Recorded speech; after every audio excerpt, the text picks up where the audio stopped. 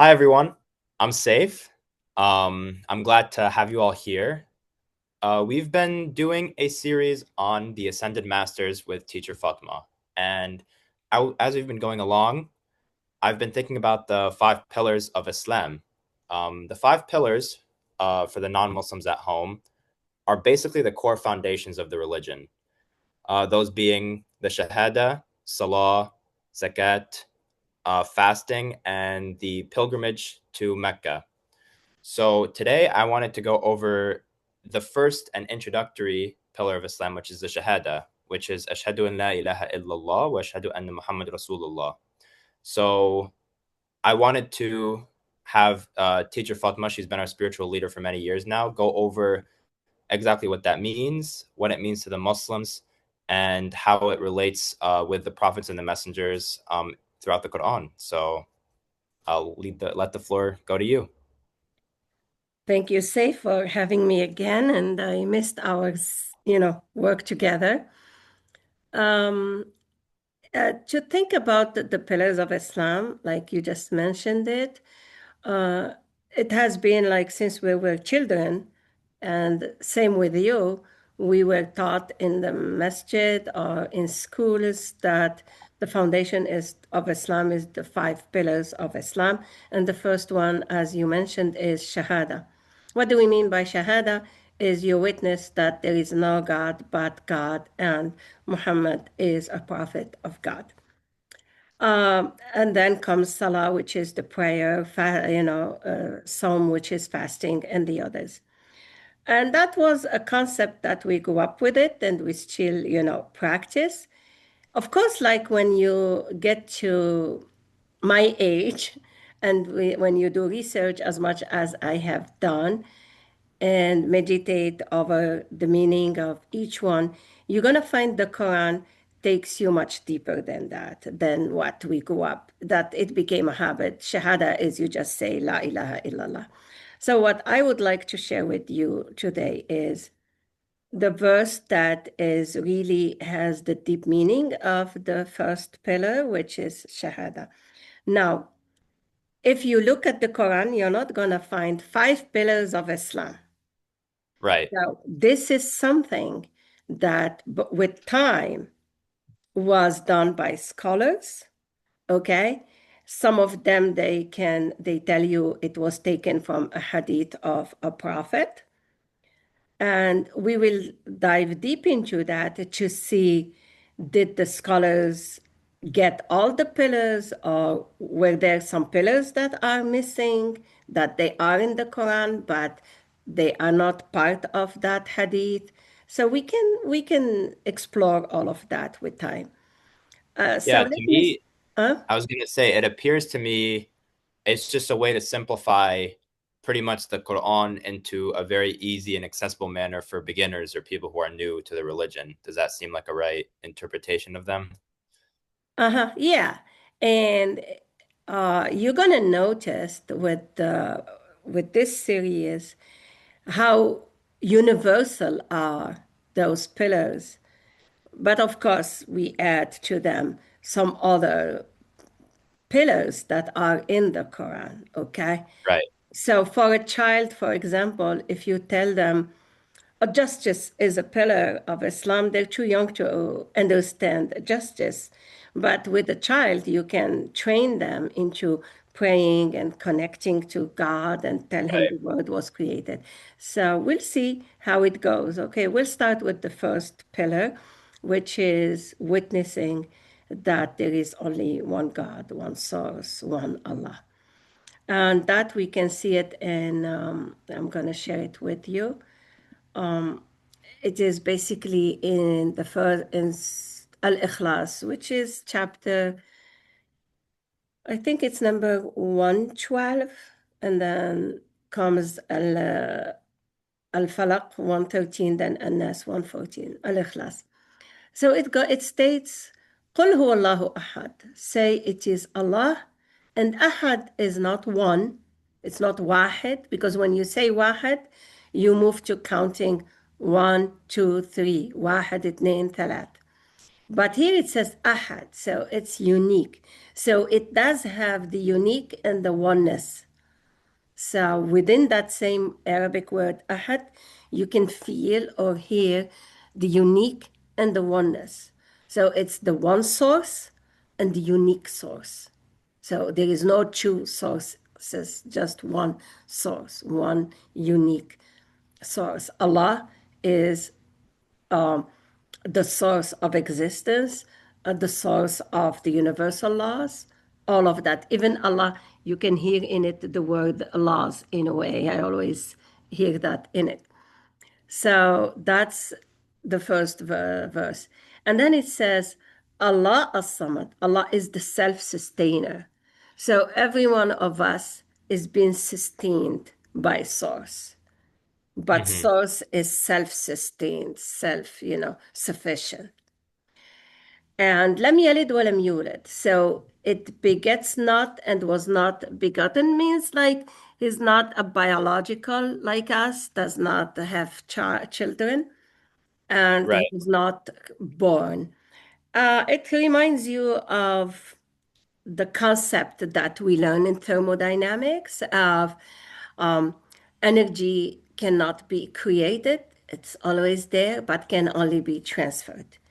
So that's like could be the best example to whose source is just like what we know as a law in thermodynamics in physics, like energy cannot be created, and we are all have energy, but where is that energy coming?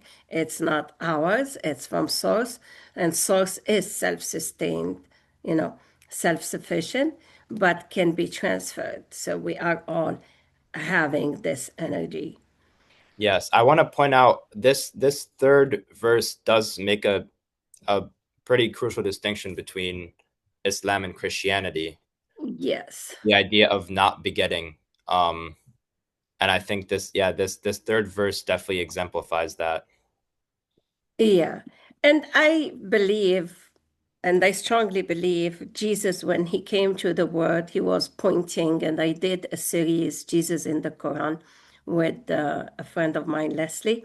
When Jesus came, he was pointing to people that they are all from source, not, you know, they were created by source, but also from source. And he never said, I'm a son of God or a biological Right. son of God. He never said that. So the concept in Christianity that Jesus is a son of God came after his death.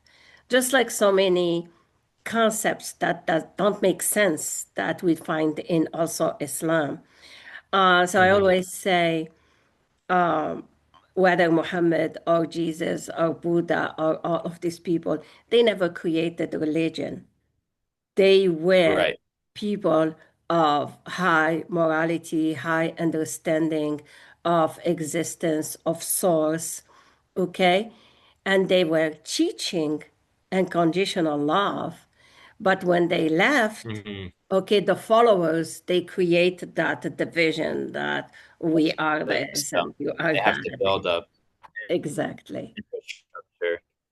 Yeah. So that's, thank you for pointing this. So, so when we say Christianity, we don't mean the teaching of Jesus. We mean the teachings of the followers of Jesus. And ولم يكن Right. له Yeah. كفوا أحد, which means does not have any peer. So you're not going to find another God. Okay. So usually the teaching of this verse, which is, I believe, the teaching of Muhammad is not different than the teaching of Abraham or Buddha or Jesus or all of them, all the ascended masters. And that's the series we're working on.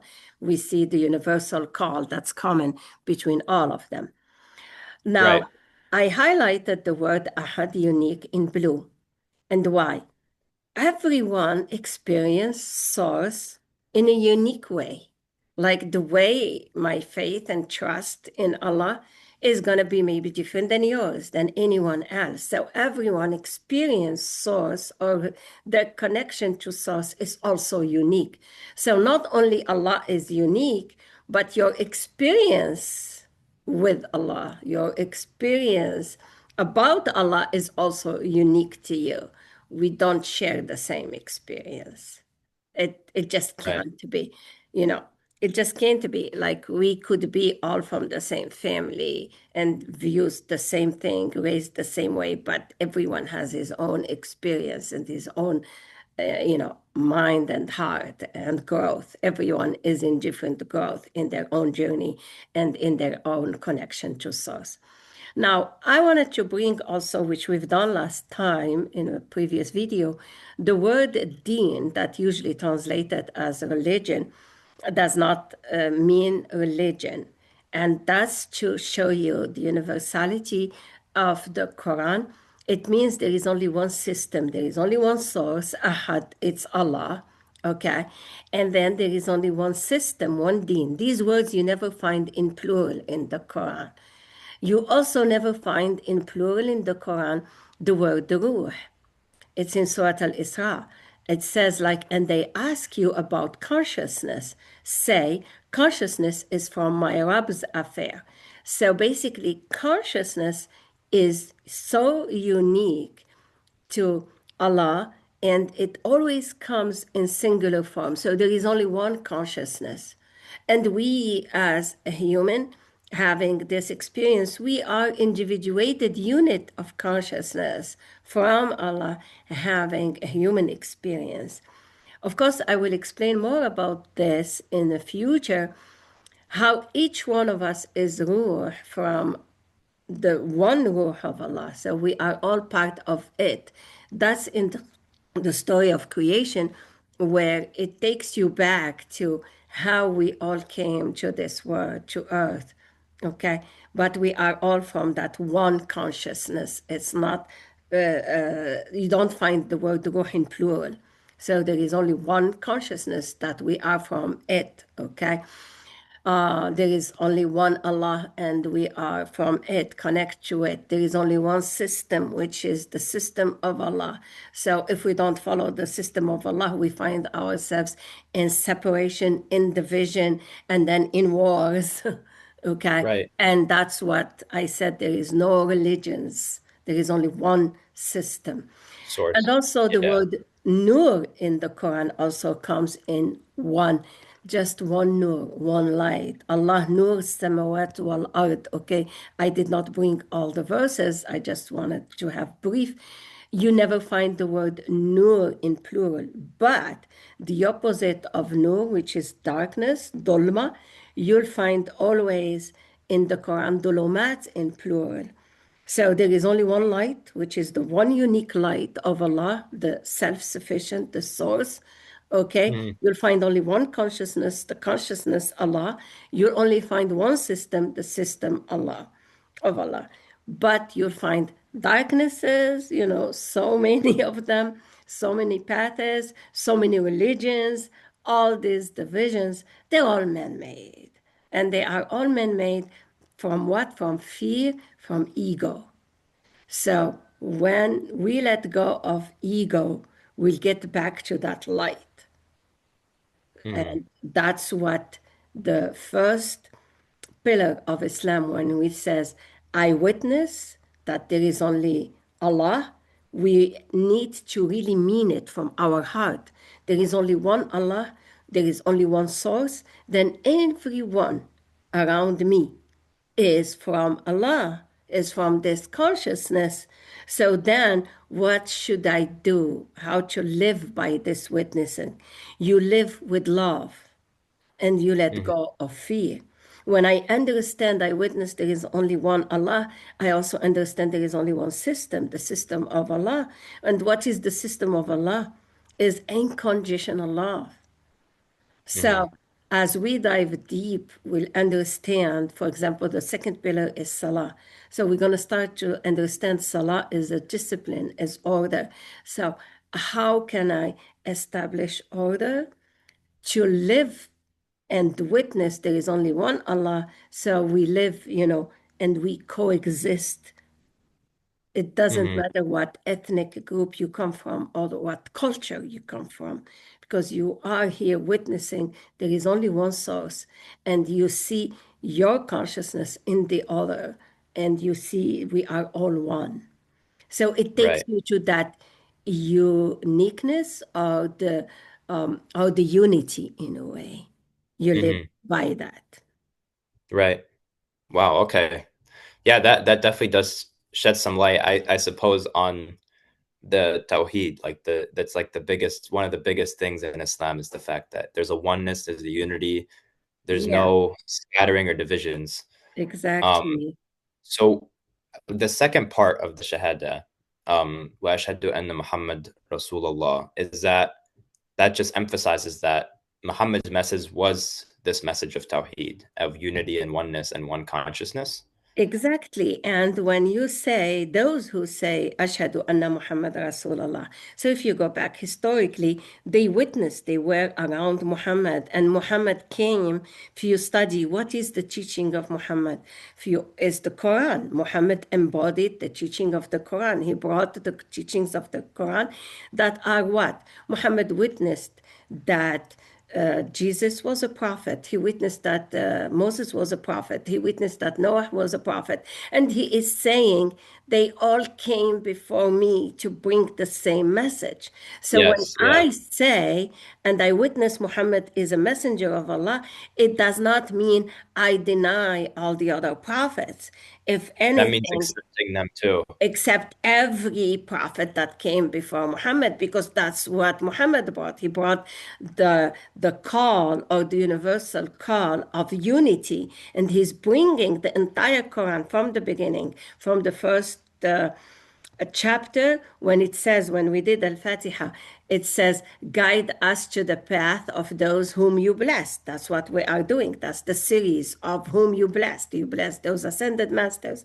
So you go then and you'll find the second chapter, which is the chapter of the cow. It talks about Prophet Abraham, Prophet Noah, Prophet who else in that Surah? Moses, all of them.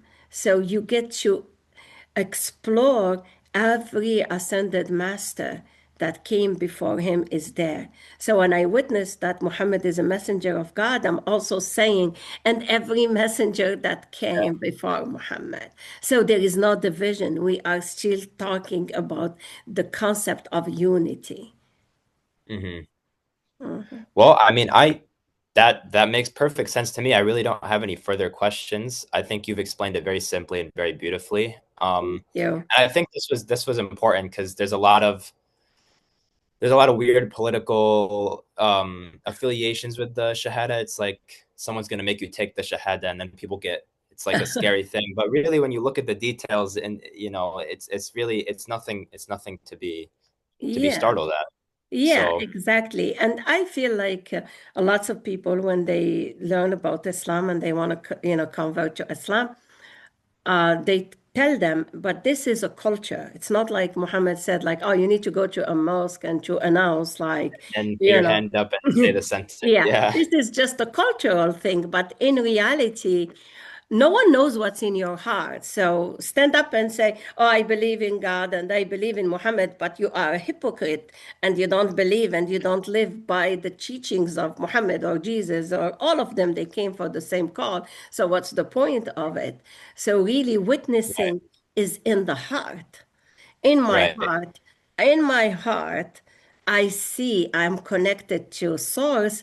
So once you are connected to source, you'll understand what those messengers were living by, what's their message. So you're going Hmm. to feel it in your own heart. So if I don't go to a mosque to say I am, you're still you are. You don't need to. Yes. Yeah, yeah, exactly. Which is also why what for people that are born Muslim, born into Muslim families, there's no ritualistic process where every person born into a Muslim family goes to the mosque and put their hand up. It's just assume that it's in the heart. You believe in the Yeah. message. So And so many are born into a Muslim family, and you know that, but yet they are not connected to source. So that's another what we point. call, so many people call them, oh, he's just a Muslim by name. I cannot say so and so is Muslim by name. I cannot judge anyone. But my call is, I know in my heart that there is only one source. I know that Muhammad is also a messenger, and also he acknowledged every messenger and ascended master before him. And I know that Muhammad is saying whoever comes before after me is going to be basically teaching the same teaching. So it's a universal call. With the internet Right. now, it's becoming a global teaching anyway. Yeah. Yeah. We've definitely seen that for sure. So, okay, perfect. For everyone watching, we're going to continue this series going on to the next pillar of Islam that's Mhm. traditionally taught, which is Salah. Uh-huh. Um, for a brief introduction for those at home, every Muslim is required to pray the 5 daily prayers, which is showing gratitude and reverence to Allah, the source. So, next video, we'll have teacher Fatima go over exactly what that means, what tradition has taught, what's in the Quran, what's new, what's not discussed as much. And yeah, we're excited to have you again. So thank you so much for this lesson, and I appreciate it. Thank you. See you next time. Bye bye. Bye.